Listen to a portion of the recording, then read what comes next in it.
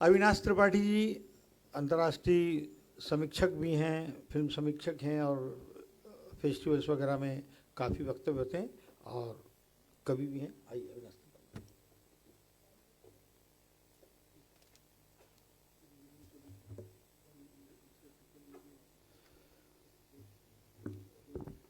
बहुत बहुत शुक्रिया केशव जी।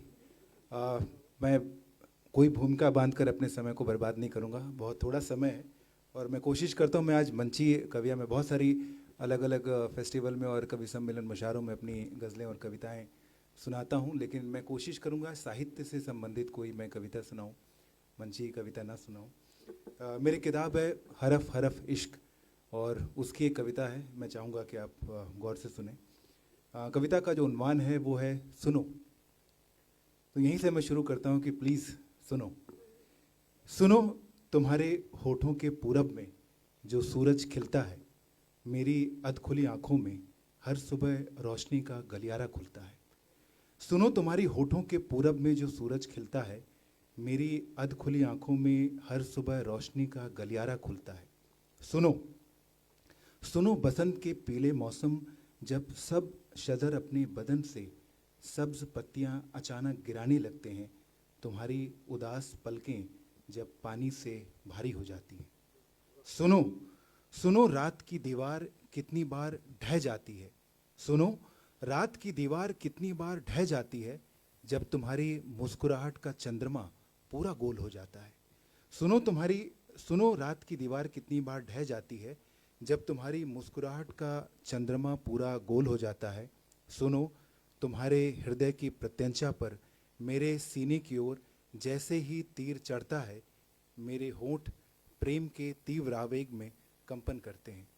सुनो, सुनो, रात के सांवले कोहरे में शीत से जब देह जमने लगती, तुम्हारा गुनगुना चेहरा मेरी धमनियों में आँच भरता है। सुनो, सुनो, शाम की कटती धूप जब बदन में उतरती है, तब भी मेरे जिस्म में छाँव नहीं आती। सुनो, शाम की कटती धूप जब भी बदन से उतरती है, तब भी मेरे जिस्म में छाँव नहीं आती। तुम्हारे ख्याल की सेंक बदन में हरारत भरती है। सुनो। तो ये एक छोटी सी नज़्म थी। एक छोटी सी नज़्म और है और एक छोटी सी गज़ल के कुछ शेर में सुनाऊंगा। मेरी जो दूसरी नज़्म है उसका उन्वान है दरख्त, और मैंने इसको इस पस मंज़र में लिखा है कि प्रेम को हम लोग देखते हैं, लेकिन अगर प्रकृति देखे, अगर प्रेम को नेचर देखे, तो कौन सी चीज़ प्रकृति की सबसे करीब से प्रेम को देखेगी। और इस पस मंज़र में मैंने इस नज़्म को लिखने की कोशिश की है। उन्वान है इसका दरख्त। सदियां इस तलाश में है कि प्रेम को सबसे करीब से किसने है देखा। सदियां इस तलाश में है कि प्रेम को सबसे करीब से किसने है देखा। कौन इश्क की दस्तरस में है, सोहबत में है, प्यार किसके सर्वाधिक निकट, किसकी कुर्बत में है। सदियां इस तलाश में है कि प्रेम को सबसे करीब से किसने है देखा। कौन इश्क की दस्तरस में है, सोहबत में है, प्यार किसके सर्वाधिक निकट, किसकी कुर्बत में है। क्या वो चांद जो दूर दीपते हुए प्रेम का पगना देखता है। चांद देख रहा है दो लोगों को प्रेम करते हुए।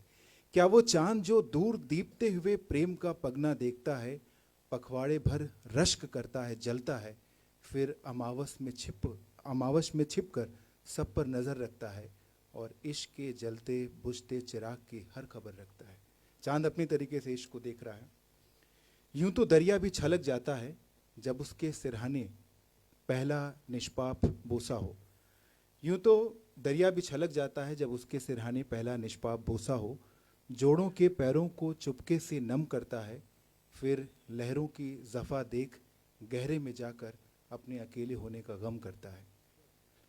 वैसे रातें भी हमनवा होती हैं प्रेम की हर सरगोशी का, लेकिन इसी सांवली चादर में बेचैनी टूटन जख्म ज़्यादा नुमाया होते हैं, जो दिन की रोशनी में रफू कर दिए जाते हैं, जैसे गुनाह के बाद वज़ू कर दिए जाते हैं।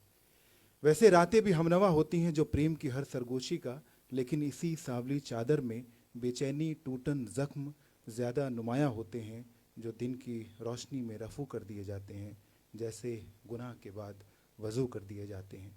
प्रेम का सबसे करीब होना दरख्त को हासिल है। प्रेम का सबसे करीब होना दरख्त को हासिल है, लिखे जाते हैं इन्हीं शजरों पर सबसे स्थायी प्रेम पत्र। हृदय की पीली दीवारों पर खरोचे जाते हैं न जाने कितने नाम, हाथ फिसले भी तो ये नाम नहीं मिट पाते हैं, और अक्सर टूटे रिश्तों के दर्द में पेड़ कट जाते हैं। और एक छोटी सी नज़्म के कुछ शेर में अगर आप इजाज़त दें तो मैं सुनाता हूँ।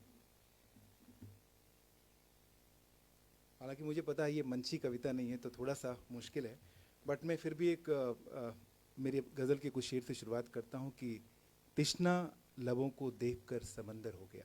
हम सब जानते हैं जो उर्दू और हिंदी के लोग हैं कि जिनके होठ प्यास से सूखे होते हैं उनको हम तिश्ना लब कहते हैं, कि तिश्ना लबों को देखकर समंदर हो गया, तिश्ना लबों को देखकर समंदर हो गया, जो दैरो हरम की सफ में था ईश्वर हो गया। तिश्ना लबों को देखकर समंदर हो गया, जो दैरो हरम की सफ में था ईश्वर हो गया। और दिल पर इतनी खराशें मिलती रहीं उसे, दिल पर इतनी खराशें मिलती रहीं उसे, कि जब इश्क का मौसम आया पत्थर हो गया। दिल पर इतनी खराशें मिलती रहीं उसे, दिल पर इतनी खराशें मिलती रहीं उसे, जब इश्क का मौसम आया पत्थर हो गया। और एक और गज़ल का शेर है कि हुजूर ने जी हुजूरी का पैगाम दिया था। आप बहुत सारा पॉलिटिकल पस मंज़र भी आपके सामने रहता है, आपको ज़्यादा अंदाज़ा लगेगा कि हुजूर ने जी हजूरी का पैगाम दिया था, दिल मेरा बागी ठहरा दिनकर हो गया। जिन लोगों ने साहित्य में रामधारी सिंह दिनकर को पढ़ा होगा, उनके विद्रोही तेवर, उनके बागी नेचर को जानते होंगे, उस चीज़ को ज़्यादा रिलेट कर पाएंगे कि हुजूर ने जी हजूरी का पैगाम दिया था, दिल ठहरा बागी मेरा दिनकर हो गया।